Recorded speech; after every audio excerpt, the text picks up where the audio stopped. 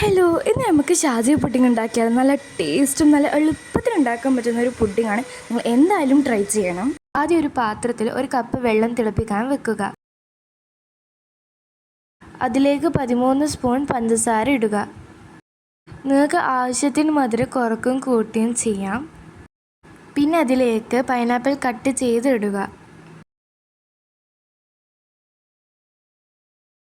Pineapple വെന്ത് കഴിഞ്ഞാൽ അതവിടെ മാറ്റി വെക്കാം.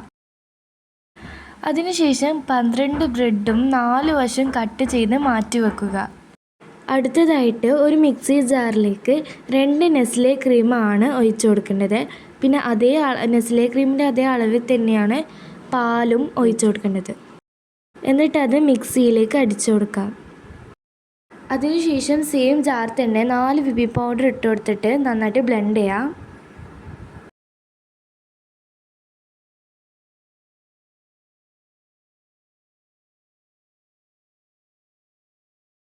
ജാറിന് നമുക്ക് അവിടെ മാറ്റി വെക്കാം. അടുത്തതായിട്ട് നമ്മൾ നേരത്തെ റെഡിയാക്കി വെച്ച ഷുഗർ സിറപ്പിൽ നിന്ന് പൈനാപ്പിൾ എടുത്ത് മാറ്റി വെക്കുക.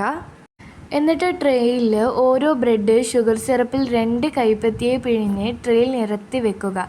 ഫസ്റ്റ് ലെയറിൽ 6 ബ്രെഡ് നിരത്തി വെച്ച്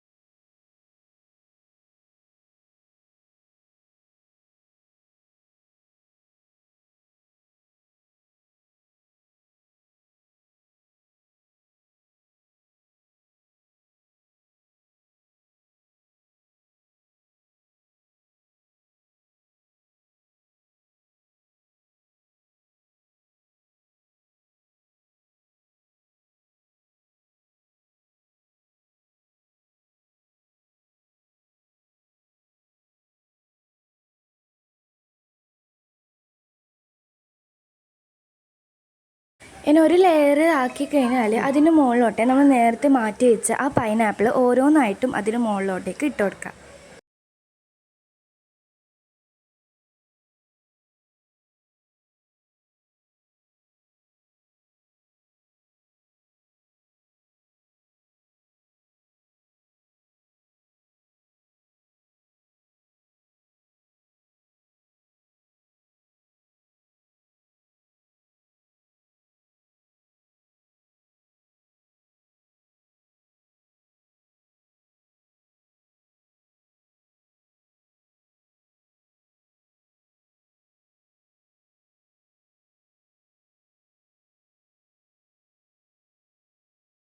പൈനാപ്പിൾ നിരത്തി വെച്ചതിന് ശേഷം നമ്മൾ നേരത്തെ ഉണ്ടാക്കിയ ആ മിക്സിയിലുള്ള ആ ക്രീം നമുക്കിതിലോട്ട് ഈ ഒരു ലെയറിൽ പകുതി ഒഴിച്ചു കൊടുക്കാം.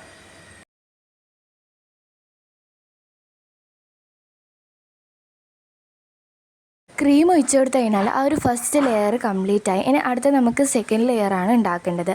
അപ്പോൾ നമ്മൾ ആദ്യം എങ്ങനെയാണ് ചെയ്തത് അതേപോലെ തന്നെയാണ് ആ ഒരു ബ്രെഡ് നമുക്ക് ആ സിറപ്പിലേക്ക് മുക്കിയിട്ട് ഓരോന്നായിട്ട് ഇങ്ങനെ വെച്ച് കൊടുക്കാം.